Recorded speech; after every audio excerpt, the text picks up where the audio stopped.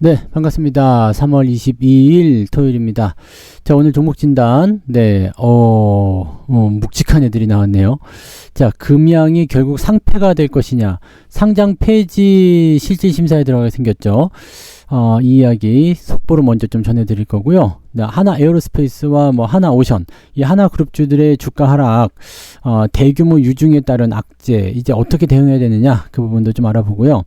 HLB가 추가 하락을 예고하고 있습니다. 일단은 FDA 승인 실패 이후에 하한가를 맞았는데, 야, 이것도 굉장히 큰 문제가 될 것 같아요. 그래서 이것도 주의하게 좀 다뤄보고요.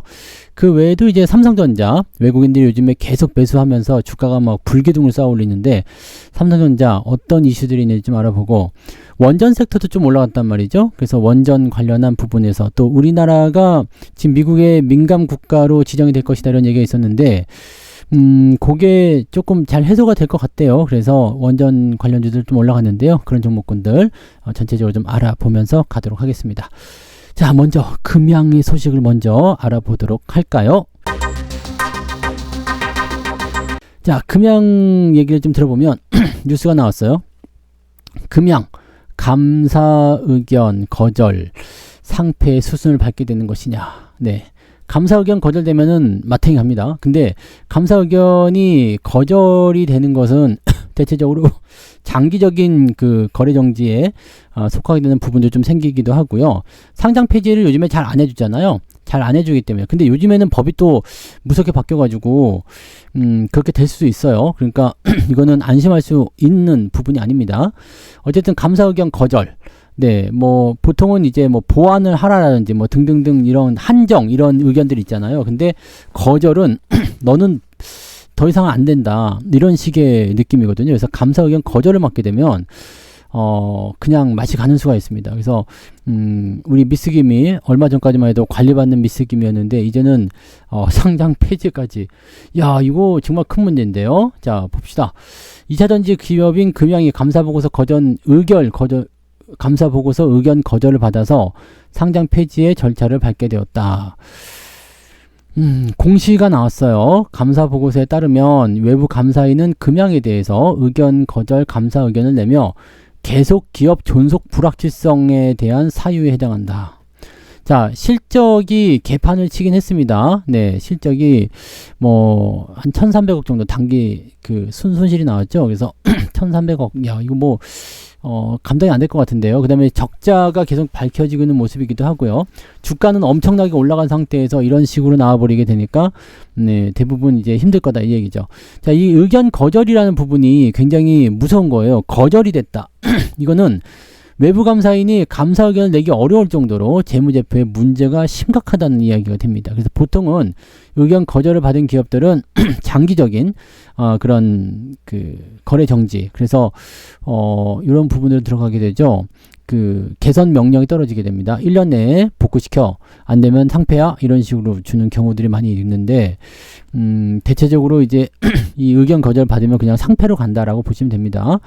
그래서 감사인이 의견 거절을 받으면 바로 상장 폐지 사유가 발생을 해서 실질 심사 대상이 된다. 그리고 통지를 받은 15일 이내, 영업일 15일입니다. 그래서 아마 4월 며칠까지일까요? 네, 4월 10일? 네, 그 정도까지 되나요? 하나, 둘, 셋, 넷, 4월, 이게 15일이니까, 네, 4월 10일, 10일이나 11일 정도까지, 그러니까 4월 둘째 주 정도까지, 여기에 대해서 이의 신청을 하지 않으면, 그냥 갑니다. 네, 그냥 상장 폐지가 돼버리는 거예요. 그래서 상장 폐지 순서를 받게 되는 거고요. 이 실질 심사를 받는 중에는 거래 정지가 유지가 된다. 그냥 거래가 계속 유지가 되는 겁니다. 거래 정지예요. 지금 정지가 떨어졌어. 근데 이것도 정말 재수없게 공시가 나온 게 뭐냐면, 장 끝나고요. 4시 좀 넘어서 나왔나요? 네, 이 뉴스가, 네, 이거는 6시 넘어서 8시 넘어서 나온 뉴스이긴 한데, 공시는 그보다 조금 더 빨랐어요. 그래서 한 4시 좀 넘어서 나왔던 것 같아요. 그러면서 바로 딱 거래 정지 시켜보니, 야, 너무 악질이지 않습니까? 장중에 나온 것도 아니고 장 끝나고 시간에 해서 오늘도 잘했어 하고 딱 넘어가는데, 이런 부분들이 딱 거래 정지 들어가 버린다. 야, 문제가 심각할 수 있겠죠. 네. 감사 의견 비적정이 나왔다는 풍문이 돌면서 한국거래소는 21일 오후 한국거래소에서 유가증권시장 공시규정 제40조를 들어서 여기에 대한 조회 공시를 요구했어요. 그러면서 매매 거래를 정지시켰는데 의견 거절 공시가 나와버립니다. 이렇게 되면 굉장히 문제가 될 수가 있습니다. 네, 그래서 거래 정지가 됐는데 거래가 월요일날 될까요? 네, 거래가 안 풀릴 것 같죠? 왜냐면 의견 거절을 받았거든. 그래서 실질심사. 그러니까 뭐 이의 신청을 진행하면 살아날 수도 있긴 한데 지금 의견 거절인데 여기 보시면 2022년 감사보고서에는 내부 회계관리제도 비적정 감사 의견 받았고요. 2023년 감사보고서에서는 계속기업 존속 불확실성 사유 여기에도 해당된다. 그러니까 지금 나온 게 뭐예요? 계속기업 존속 불확실성 사유 이게 또 나온 거죠. 이렇게 두 번을 받아버리게 되면은요, 네, 뭐 회상이 안 되는 경우가 굉장히 많습니다. 그래서 이런 부분들이 조금 애매할 수 있습니다. 좋지 않다. 좋지 않아.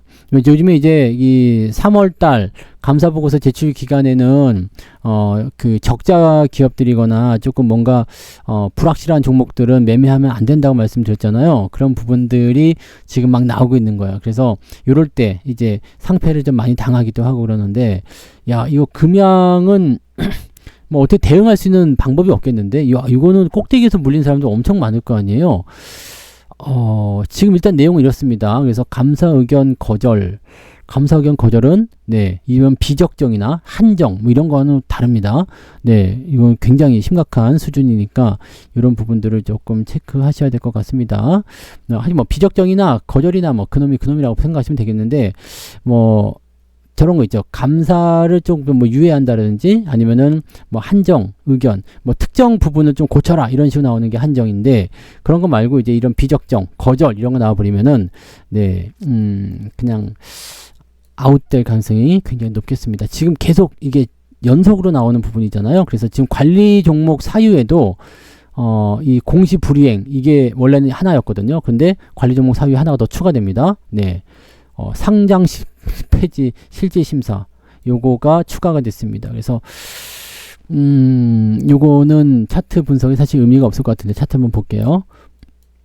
자, 금양 차트인데요. 금양 차트를 보시면 일단 주가는 계속 떨어졌었어요. 그리고 관리 종목 지정되는 그 흐름에서 주가가 또 빠지기도 했었고요. 근데 사람들이 열심히 또 사기도 하고 다시 올라갈 거다 뭐 그런 얘기도 나왔었지만 지금 다 던지는 형태였죠. 기관이든 외국인이든 다 집어 던지는 형태였고, 이게 근데 굉장히 큰 문제가 되는 게 이미 주가는 많이 내려왔기 때문에 뭐 별 의미 없다라고 생각하실지 모르겠지만 꼭대기에서 엄청 많이 샀잖아요. 네, 아시죠? 네, 배터리 아저씨였나요? 네, 엄청, 네, 금양 막, 야, 이거 뭐 몽골 광산 뭐 유상증자 뭐 했다 안 했다 뭐 난리 나오고 막 그런 부분도 있었는데 그 가격이 지금 여기 아무리 싸게 잡아도 15만 원이거든요. 15만 원. 지금은 만 원이 안 되죠. 그러니까 어떻게 되는 거야? 15분의 1 정도로 떨어진 거죠. 이렇게 떨어진 상태인데 여기서 이제 거래 정지가 들어간 겁니다. 거래 정지 들어가면서 감사 의견 거절, 그 다음에 네, 계속 기업 존속 불확실성, 적자 무지막지하고요. 네, 부채 비율 무지막지하고요. 네, 이런 상황이었다라고 본다면 요거는 사실적으로 희망이 없다고 봐야 됩니다. 미안하지만, 네, 죄송하지만 요거는 뭐 매도도 안 됩니다. 네, 매도도 안 돼요. 그냥 기도하는 수밖에 없습니다. 살려주세요. 기도밖에 없어요. 뭐 가장 좋은 방법이 뭐냐면 상장 폐지까지는 가지 않고 개선 기간을 주세요. 너무 많이 물렸어. 사람들이 너무 많이 물렸으니까 개인들 이렇게 상폐되면 멘붕이 온다. 큰일 난다. 그래가지고 야, 개선 기간 1년 줄 테니까 그 기간 동안에 니네가 열심히 해가지고 네, 상장 폐지 사유를 풀어봐. 근데 제가 생각하기에는요, 이 적자 국면을 어떻게 해소를 할 것인가. 몽골 광산 적자 국면 어떻게 해소할 것이냐. 지금 업황도 좋지 않죠? 이 적자 국면이 해소가 안 될 것 같거든요. 그래서 이거는 그냥 돈 1년 묶이고 나서 1년 후에 상장 폐지된다. 뭐 그런 식의 느낌일 것 같단 말이죠. 그러니까 이거는 마음에서 조금 내려놓으셔야 될 것 같아요. 죄송합니다. 이거는 뭐 진단 자체가 사실은 필요가 없었네요. 읽어보니까 그러네요. 그래서 요거는 금양은 네, 안 될 것 같습니다. 네. 보통은 뭐 좀 살아난다, 뭐 어쩐다 그런 느낌이 좀 있는데 요거는 안 될 것 같네요. 네. 시총 6천억짜리인데 근데 한 방에 날리진 않을 것 같고 제가 생각하기에는 저 이의 신청을 해도 받아들여지지 않을 것 같고 개선 기간 네, 이런 것들이 이제 상장 폐지 바로 시키지 않고요. 한 1년 개선 기간 하면서 1년 동안 거래 정지 이런 식으로 나오지 않을까라고 생각을 하는데 그것도 그냥 희망 고문이고요. 그냥 돈이 묶이는 거밖에 안 될 것 같습니다. 이거 1년 안에 뭐 하기 어려워. 근데 이런 것도 있어요. 피해가 계속된다라고 한다라면 1년 더 주는 거지. 예전에 그 신라젠 같은 거 보세요. 신라젠이 이 비슷한 형태였거든요. 그래서 네, 이것도 뭐 거래 정지 상당히 오랜 기간 있었잖아요. 네, 몇 년입니까? 2년 반 정도 있었다가 근데 그러고 나서 주가 또 떨어지거든요. 그러니까 이렇게 되는 경우가 나오게 되면 뭐 어차피 비슷한 상황일 거라 저는 생각합니다. 그래서 금양 같은 경우는 지금 그냥 좀 내려놓으시는 게 맞을 것 같아요. 내려놓으시는 게 맞을 것 같고 조금 내 마음을 비우시는 것이 어떻겠는가 저는 그렇게 좀 생각을 해봅니다. 그래서 그 부분 네, 야 이거는 정말 뭐 전달해드리기가 굉장히 마음이 무거운 그런 뉴스가 돼버렸네요. 자 금양은 안 될 것 같습니다. 그래서 마음을 좀 비우고 가시면 좋을 것 같습니다. 자 다른 걸로 넘어가 볼까요? 다음 뉴스도 지랄 맞긴 하단 말이에요. 그래서 네 다음 뉴스 뭐냐면 하나 에어로스페이스. 이것도 참 유상증자를 되게 세게 때려버렸단 말이에요. 그래서 이 하나 에어로에 대한 부분들 보시면 그 유중 여파에 하나 그룹주가 줄줄이 하락했다. 줄 하락했다. 향후 전망은 어떻게 될 것인가 이건데 이거 약간 네 느낌이 조금 안 좋은 게 뭐냐면 이번 유상증자가 불가피한 선택이다. 네, 투자를 하는데 좀 불가피한 선택이다. 근데 단기적으로 주가 약재 아니냐? 야, 니네 돈도 잘 버는데 왜 도대체 왜 유상증자를 그렇게 3조 6천억이나 때리냐? 그거 실제 말이 안 되는 거죠. 그 다음에 왜 뒤통수 치냐? 멀쩡하다가 증권사들은 뭐라고 얘기했느냐? 실제 유상증자 계획 발표 이후에 눈높이를 낮추고 있다. 너무 올랐었다. 너무 올랐기 때문에 이제 충분히 조정받을 것이다. 이런 얘기 나오죠. 다올투자증권, DS투자증권에서는 목표 주가를 각각 70에서 75만원 하향 조정했습니다. 지금 현재 가격보다 높죠? 근데 이거는 이제 오늘 주가 떨어졌기 때문인 거고, 이게 더 떨어진다고 봐야 되죠. 삼성증권은 72만원을 올렸지만 투자 의견은 중립으로 낮췄다. 얘네들도 지금 증권사 애들도 문제인 게 목표 주가를 높게 잡고 있어요. 이러면 안 되거든. 네. 자, 글로벌 탑티어가 되기 위해서는 글로벌 방산, 조선해양, 거점 확정이 필요한 한화그룹의 미래청사진은 머리로도 이해는 된다. 그래, 니네 더 잘하려고 하는 거 이해가 돼. 근데 불확실성 및 잠재적 리스크가 우려되는 거 아니겠느냐. 꼭 그걸 그렇게 했어야 되느냐. 이런 얘기가 나오는 거죠. 그래서 요거는 이제 하나오션과의 하나오션 지분을 얼마 전에 취득을 했잖아요. 그런 부분들하고 붙여서 보면 더 이해가 안 가실 거라 생각합니다. 네. 그래서 반면 중장기적으로 봤을 때 투자 매력이 여전히 크다는 기대감도 나오고는 있지만 지금은 주주가치 희석에 따른 단기 주가 조정은 불가피하다. 길게 봐라 이런 얘기가 되는 건데 물렸으니까 별 수 없잖아. 네. 물렸으니까 니네 별 수 없이 길게 봐라. 네. 지금 주가 상황이 그렇다고 보셔야 될 것 같아요. 주가 한번 보고 하나오션 또 살펴보도록 할게요. 자, 하나 에어로스페이스 보시면은요. 어떤 상황이냐? 하나 에어로스페이스를 보시면 어떤 상황이 되느냐? 자, 지금 주가는 많이 올라간 시점이에요. 올라갔다가 이제 요거 툭 떨어졌죠. 자, 유상증자 가격이 60만원 정도 나오니까 여기가 지지선이 될 것이다 라고 얘기하지만 네. 변화가 될 수 있죠? 네, 변할 수 있습니다. 그래서 가격은 지금 뭐 1차 조정 가격, 뭐 2차 조정, 이게 변할 수가 있기 때문에, 안심할 수가 없어요. 그리고 더 주가가 떨어지게 되면, 네, 유상증자 가격도 더 떨어지게 되는 거죠. 자, 중요한 거는 여기서 받아줄 만한 움직임이 있을 수 있겠느냐죠. 뭐 이 정도 빠졌으면 되지 않았냐 라고 생각하는 사람도 분명히 있어요. 장기적 관점에서의 긍정적. 사실은 방산주 쪽에는 악재가 별로 없어요. 악재가 별로 없어서 지금 보면은 뭐 LIG 넥스원이나 많이 안 빠졌죠? 빠질 만큼만 빠지는 거예요. 그 다음에 현대로템 이거는 또 오히려 올랐죠? 네. 그래서 방산주들에게 악재가 사실은 없습니다. 근데 지금 하나 에어로스페이스는 왜 빠졌느냐? 이거는 유상증자 때문에 빠진 거거든요. 근데 문제가 뭐냐? 이 유상증자가 뭐 그 방위산업의 거점을 차지하기 위해서 아니면 뭐 설비 투자 뭐 그런 것들을 위해서 현금이 필요하다라는 거였잖아요. 자, 근데 이게 나쁜 이유 중에 하나가 뭐냐면, 자, 뉴스 다시 하나 더 볼게요. 네, 뉴스 하나 더 보시면 하나오션의 지분을 사들였던 하나에어로스페이스, 이건 보란 얘기야. 네, 하나오션의 지분을 사들였던 하나에어로스페이스.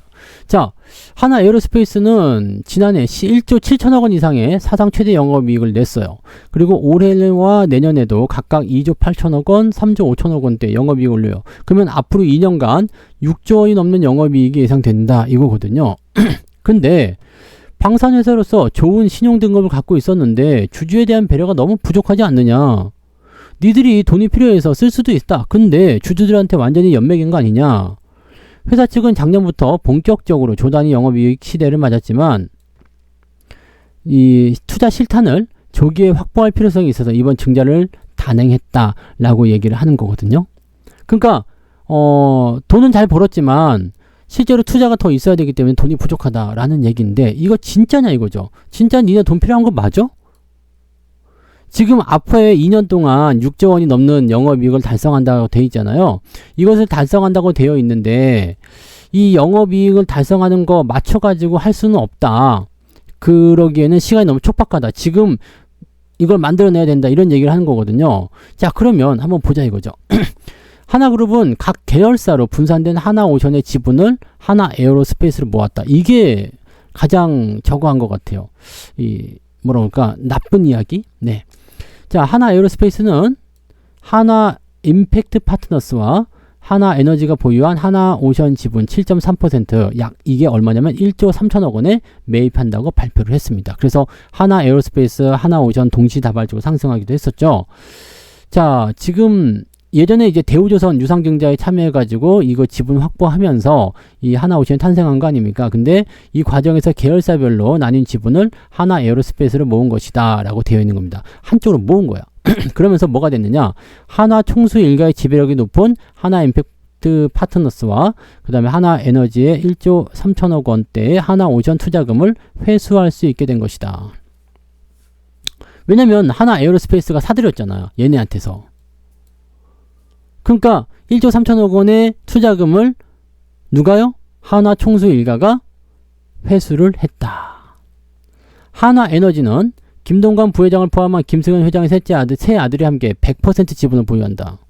그 돈 다 누구한테 들어간 거죠? 얘네들한테 들어간 거죠. 하나임팩트 역시도 하나에너지가 다시 약 52% 지분을 보유하고 있어서 총수 일가의 지배력이 높다. 그러니까 하나에너지 거 다 뺏어 먹고요. 그 다음에 여기 하나에너지는 하나임팩트 파트너스한테 지분을 또 50% 넘게 갖고 있기 때문에 이것도 뺏어 먹었고. 자, 그러니까 뭐예요? 결국에는 1조 3천억 원 중에서 상당 부분이 총수 일가한테 들어간 거다. 이런 얘기가 되는 거죠. 자, 그렇기 때문에 문제가 되는 게 뭐냐?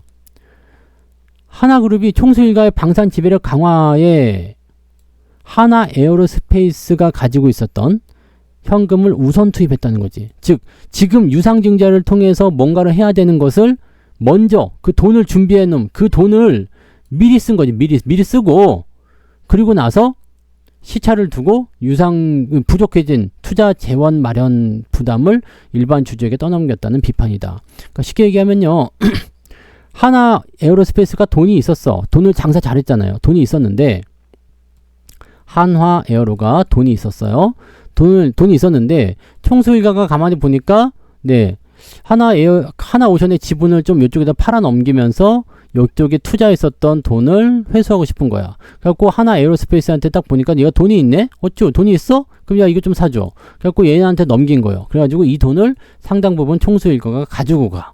그러니까 에어로스페이스는 지금 여기가 뭐냐면 방산에 투자할 현금이었는데 여기 총수 일가한테 돈 대주느라고 돈 다 써버린 게야.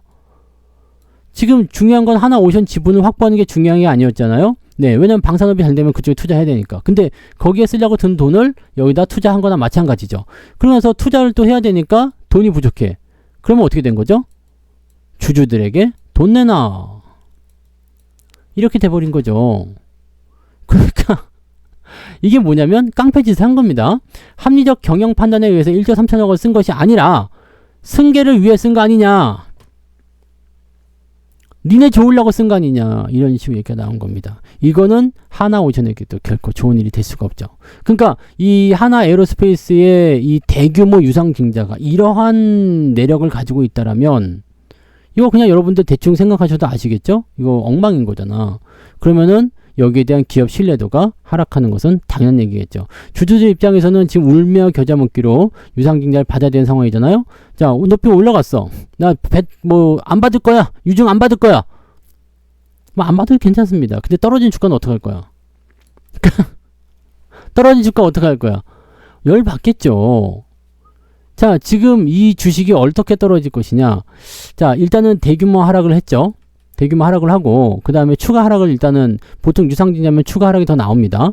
그래서 추가적으로 더 떨어질 것 같아요. 뭐 60만 원 아래로 좀 떨어질 것 같은 느낌이죠. 그래서 뭐 유상증자면 이제 권리락이 나와서 뭐 추가적으로 뭐 증자를 받는 어쩌 하겠지만 가격이 확 더 내려가겠죠. 이렇게 되면은 네 피곤한 상황이 계속 연결될 수가 있습니다. 특히나 지금 주가가 많이 올랐다는 어떤 평가를 받고 있는 상태. 제가 그래서 말씀드렸잖아요. 고점 때 매수하면 재미 더럽게 없을 거다. 이런 거 하지 말자. 이 말씀을 계속 드렸었잖아요. 그러니까 이런 부분들을 여러분들이 참고를 좀 하시면 좋은데 고점 매수는 항상 리스크가 있어요. 그리고 유상증자라는 게 주가를 띄워놓고 나서 유상증자를 때리는 경우가 굉장히 많기 때문에 이런 것들도 조심해야 되는 거죠. 뭐 아무튼요.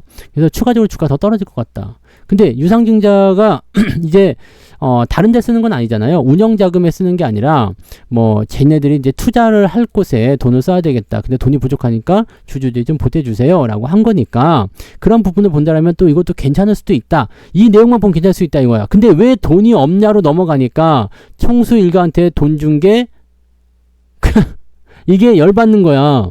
니네 돈 가지고 하면 되는데 총수 일가 그거 떠먹여 주느라고 돈 다 갖다 쓰고 왜 주주한테 손 벌리냐. 이거 괘씸죄가 들어가는 거 아닙니까? 니네가 그래 뭐 직원들 월급 주고 운영 자금 쓰지 않겠다. 그거 알아겠다 이거야. 니네가 투자할 곳에 쓰겠다 이거야. 근데 니네가 원래 갖고 있던 돈 그거 왜 저쪽에다 어마한 데다 쓰고서 나 우리한테 돈 달래느냐. 이거잖아요. 이거예요 이거. 이거니까 지금 투자 심리가 어떻게 될까요? 아주 괘씸죄로 들어갈 가능성이 높겠죠. 외국인들은 아직 안 파는 거 보니까 뭔가 반등을 좀 노리거나 아니면 장기적 관점에서 포지션을 좀 가져가는 것이 아닌가 생각되기도 합니다. 얘들 밑에서부터 샀기 때문에 지금 아직 손실은 아닐 거예요. 그러니까 상황을 조금 더 보고 대응하겠다고 생각할 수도 있습니다. 모건 스탠리는 창구를 통해서 오히려 매수가 들어오기도 좀 했었습니다. 그래서 그런 내용들이 좀 있는데 지금 보기에는 이제는 정고점 넘어가는 게 쉬운 일이 아닐 거라 생각합니다. 자, 주가가 많이 올랐다는 것에 대한 부담감도 분명히 있습니다. 돈을 많이 번다고 하지만 이런 식으로 돈을 써버리게 되고 주가를 희석시켜버리게 되면 사실 기업 가치가 훼손이 되죠. 그래서 주가가 많이 올라간 것은 지금 대장주의 역할을 할 수 있었던 어떤 포지션이었는데 그럼에도 불구하고 요거는 지금 현재 시점에서 주가 하락을 피할 수가 없게 되었다라고 보시면 되겠습니다. 아래쪽 지지선은 40만원 정도 있는데 경우에 따라서는 더 내릴 수도 있고요. 네. 지금 이 지지선을 지키는 게 가장 우선적인데 아마 40만원까지 내려오게 되면 이동평균선 자체가 무너지게 될 가능성이 높습니다. 여기서 잘 버티기만 하면 되는데 이 괘씸죄. 요거는 어떻게 보면은 뭐 호재성 재료가 계속 나오면 묻힐 수도 있어요. 네. 묻힐 수도 있는데 여러분들 마음이 어떨지 한번 생각해 보세요. 여러분들이 만약에 주주다. 주주 실제로 많이 있으시잖아요. 네, 주주다라고 한다면 저는 이게 없기 때문에 잘 몰라요. 근데 그 마음을 이해 못 하겠습니다만 여러분들이 만약에 이 주식 갖고 있어. 이게 괘씸하지 않겠습니까? 이 더러운 새끼 하나 에어로스페이스 한화 이 새끼들 진짜 화나네. 이렇게 되면서 주식을 아예 유상증자 안 받을까? 네, 유상증자 실패해버려라. 더러운 새끼들. 이렇게 나올 수도 있다는 얘기죠. 기관도 지금 굉장히 화난 상황이겠죠? 외국인도 화가 난 상황일 거예요.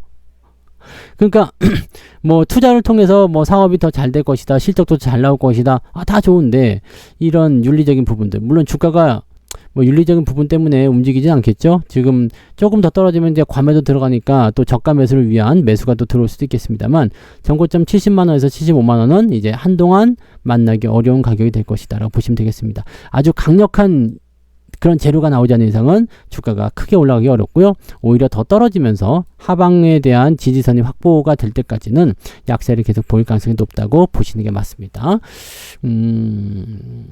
이거는 뭐 고점에 물려있다면 어쩔 수가 없어요. 이거는 뭐 유상증자를 받으셔서 주가 이제 평단가를 좀 낮추시거나 쉬운 일이 아닐 것 같아요. 보통 유상증자가 이렇게 높은 데서 떨어지게 되면요, 주가가 질질질 흘러내리는 경우가 굉장히 많거든요. 아무리 자기가 원하는 쪽에 투자를 한다고 해도 당장 나오기는 좀 어려워 보입니다. 자, 그럼 하나오션 어떻게 될 것인가?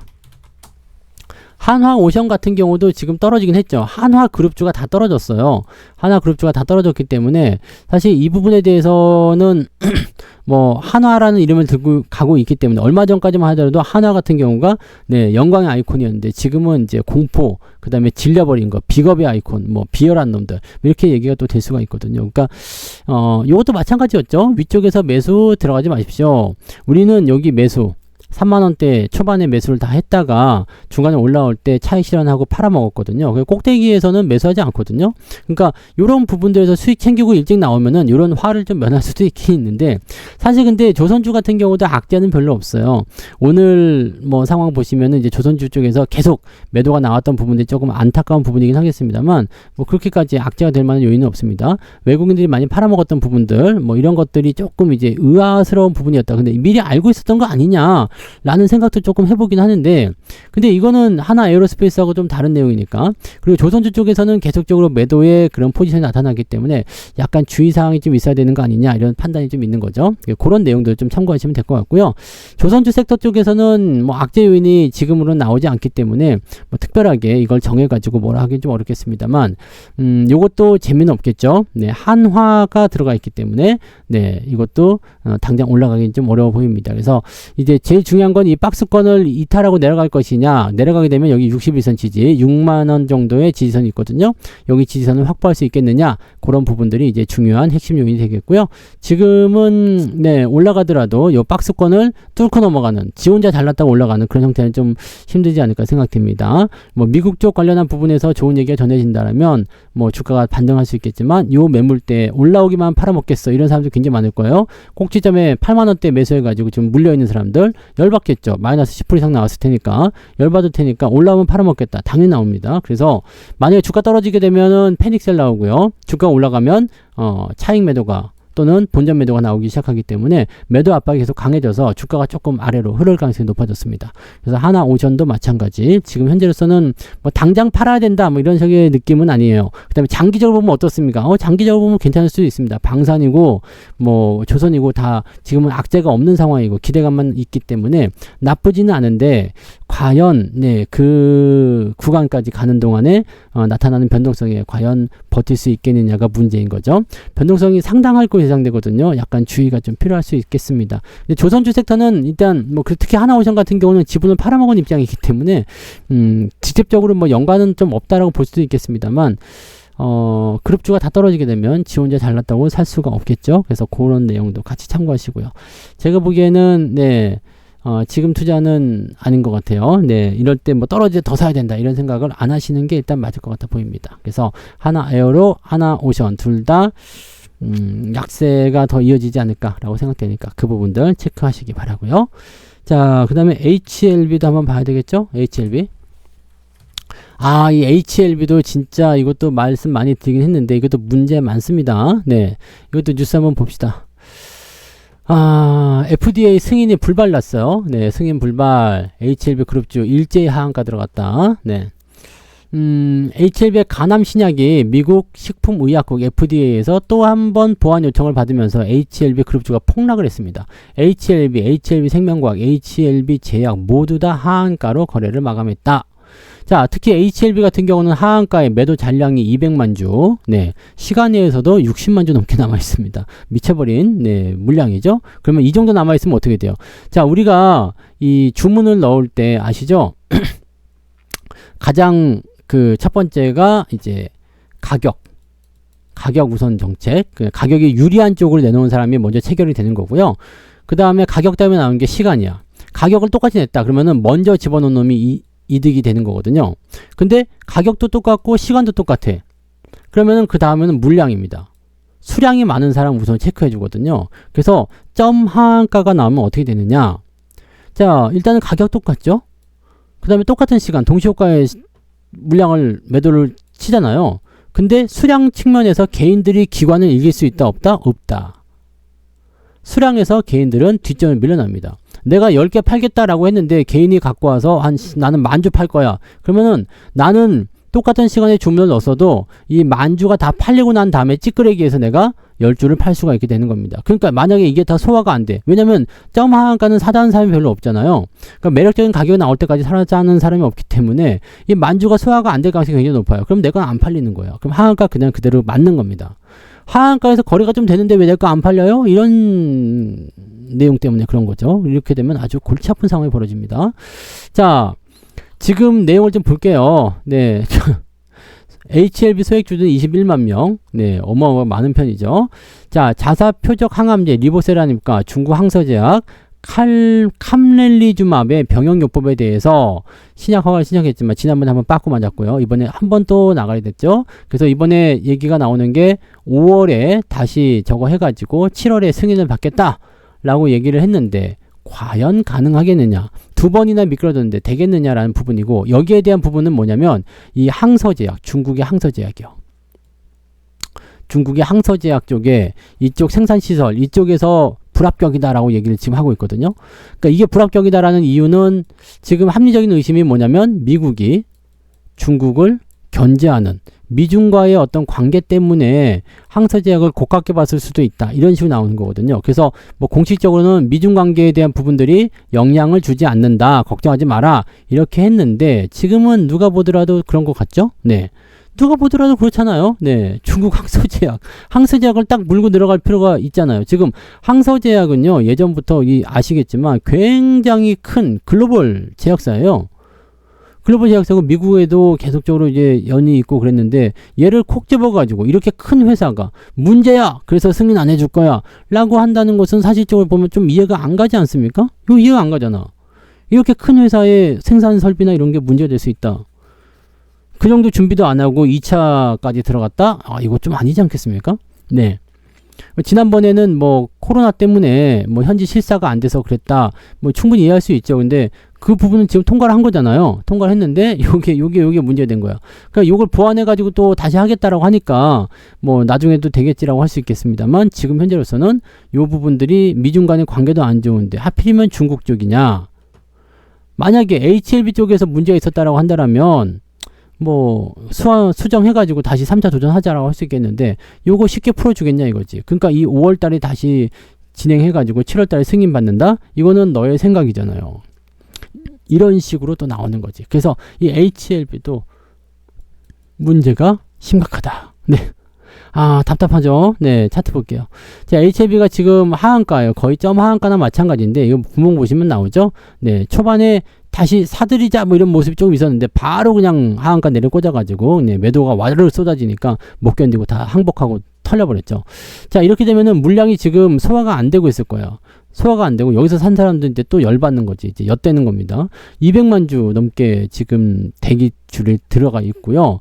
그 다음에 시간에서도 60만 주. 이렇게 되면은 보통은 하한가 한번 더 맞을 수도 있는데 만약에 분위기가 조금 그래도 개선된다. HLB는 절대 안 죽어라고 HLB 또 광신자들 있잖아요. 그런 분들께서는 또 매수가 들어올 수가 있겠죠. 또는 사냥꾼들. 그런 사람들은 어떻게 돼요? 네, 매수가 들어올 수도 있습니다. 그래서 한 마이너스 20% 정도까지 빠져가지고 공방전이 일어날 수도 있겠죠. 자, 여기서 드릴 수 있는 말씀은 뭐냐? 물량을 팔 수 있을 때 빨리 파는 것이 좋다. 자, 기관과 외국인들 지금 팔기 시작했는데 다 팔지 못하고 있습니다. 뭔가 기대감을 가지고 있었겠지만 아니네, 팔았을 거예요. 그럼 내일 그 월요일 날이죠. 월요일 날 같은 경우도 어떻게 돼요? 기관과 외국인들 다 팔지 못한 물량이 또 나올 겁니다. 그럼 얘네들 그 물량 다 팔리고 나서 내가 팔린다고 그랬죠. 그럼 개인들은 어떻게 되는 거야? 이거 물량 다 팔리고 나서 내가 팔리는 거니까 그만큼 사주는 사람들이 들어와야 되는데 들어올까라는 것도 좀 의문이 되겠죠. 과연 월요일 날도 팔 수 있을까라는 생각이 좀 있겠습니다만 현재 상황에서는 지난번과 같은 이거 바라지 않으시는 게 맞지 않을까 생각합니다. 이거는 네, 저점 지지라인 대가 어디냐 보면은 4만원 정도 있네요. 4만원 정도면은 그래도 뭐 아주 강하게 빠질 것 같지는 않은데 그죠? 그러면은 한 15%? 10% 내외? 10% 조금 넘게 많이 가면 한 20%.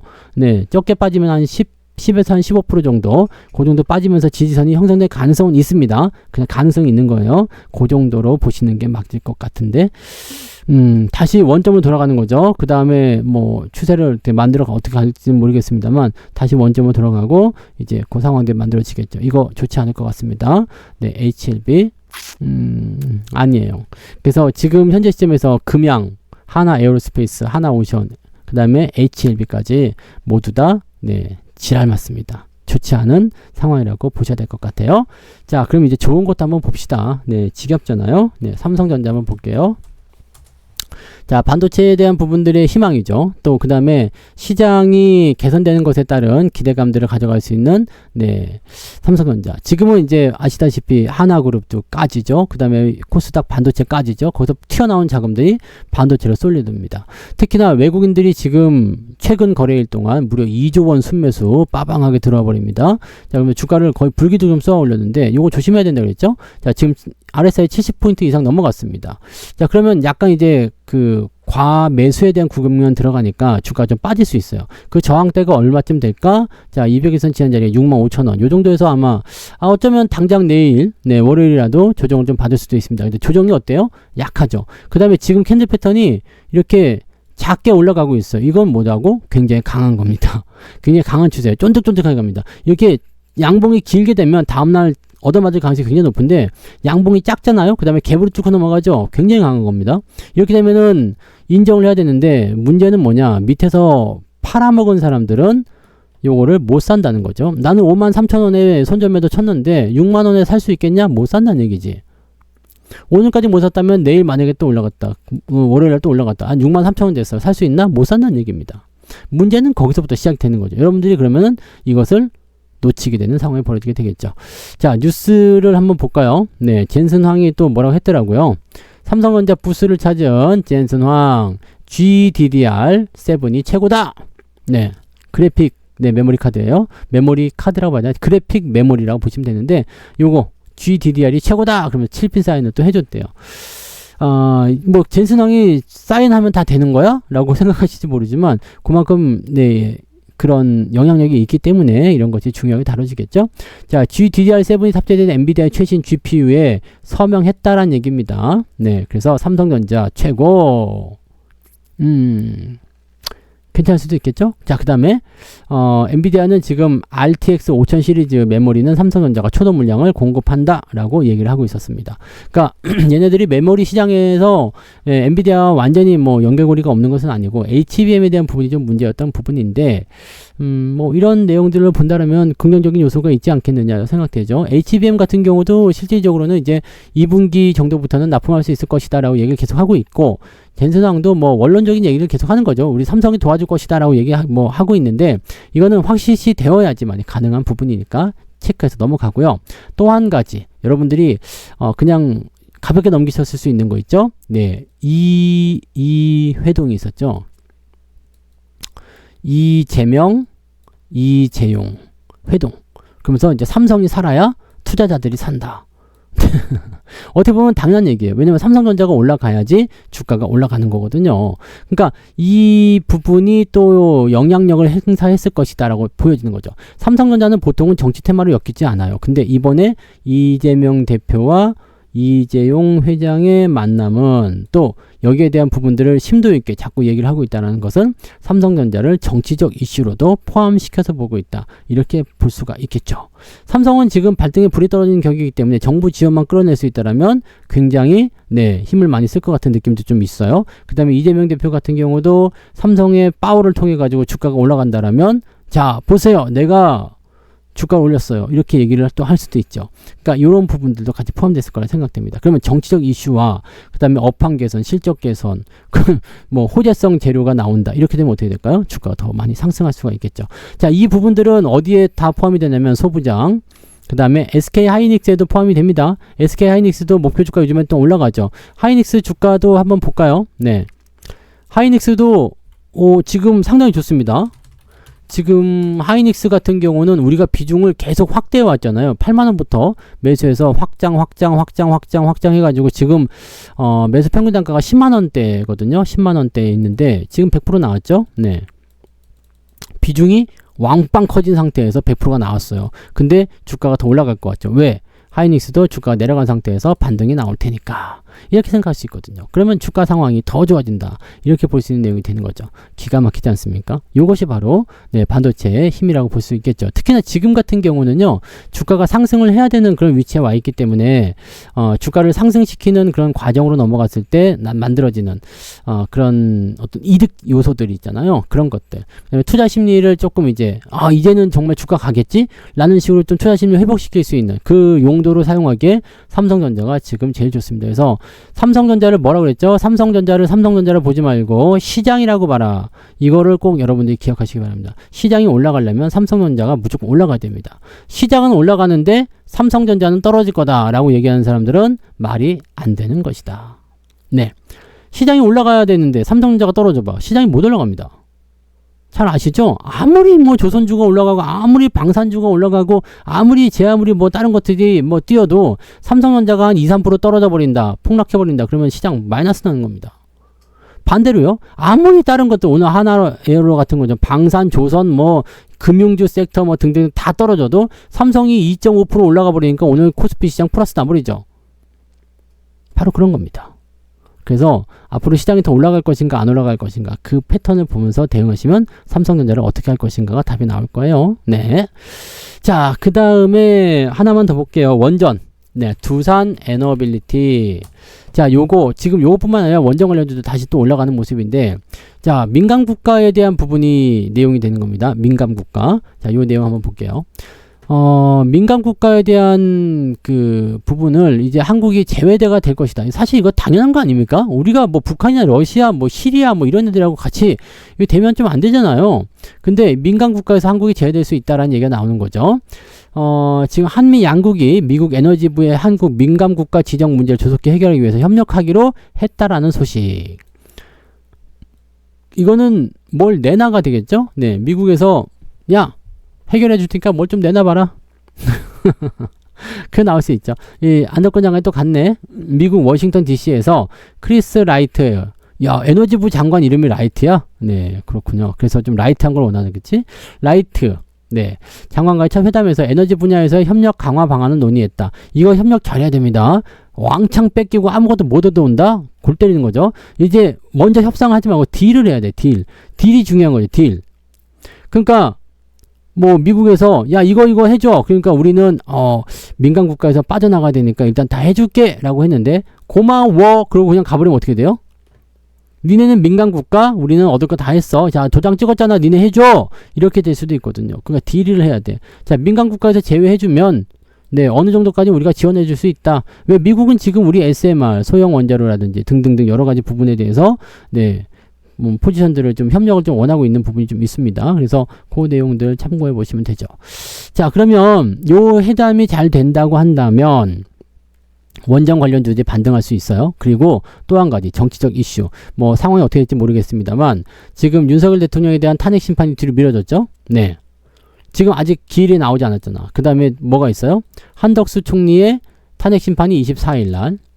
그 다음에 이재명 대표의 그 공직선거법 위반에 대한 그 2심 재판이 2월 6일, 26일 날 이렇게 진행이 됩니다. 그 이유가 될 것이다는 얘기가 되는 거죠. 이제 윤석열 탄핵 심판은 만약에 탄핵에 기각적으로 더 힘을 실어준다라고 한다면 원전 섹터는 뭐가 되죠? 정책 테마주가 됩니다.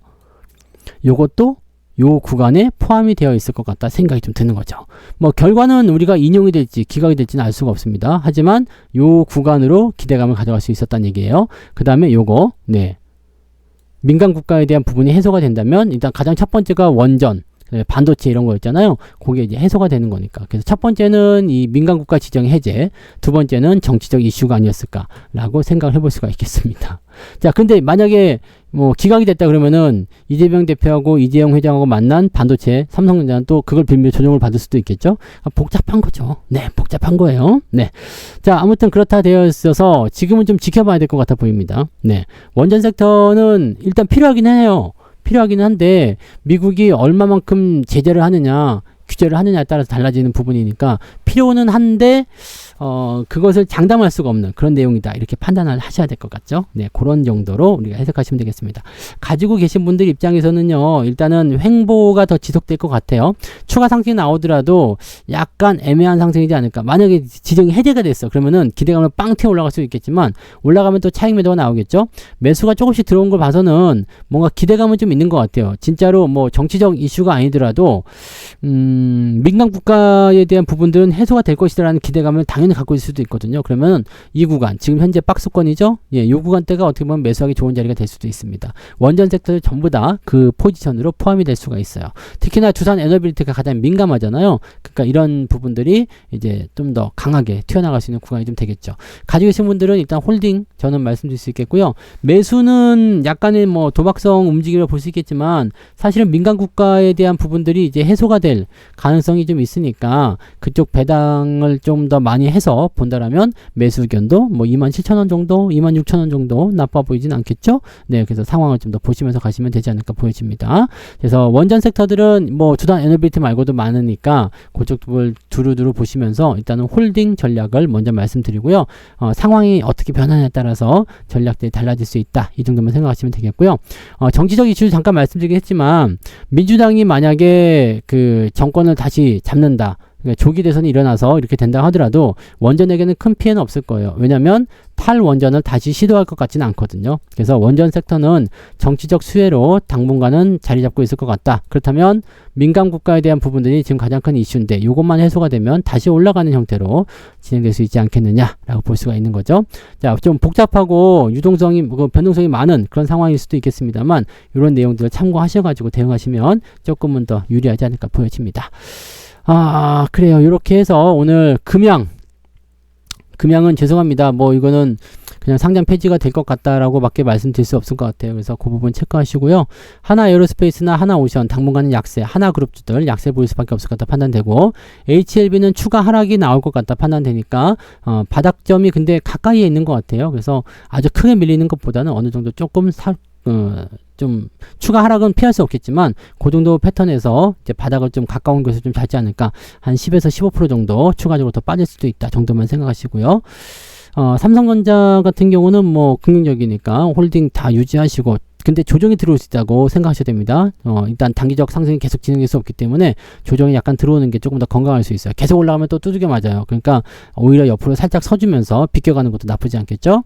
자, 그다음에 그 원전 관련한 섹터들은 민간 국가 지정만 해제가 되면 더 좋아질 것이다. 이렇게 보시면 될 것 같습니다. 자, 그래서 오늘은 여기까지 이야기해 드릴게요. 네, 이 부분들 잘 참고하셔서 투자에 도움을 좀 받으셨으면 좋겠고요. 네, 좋은 결과들 계속 만들어 가시기 바랍니다. 모두 힘내시고 파이팅! 즐거운 주말 보내시기 바랍니다. 고맙습니다.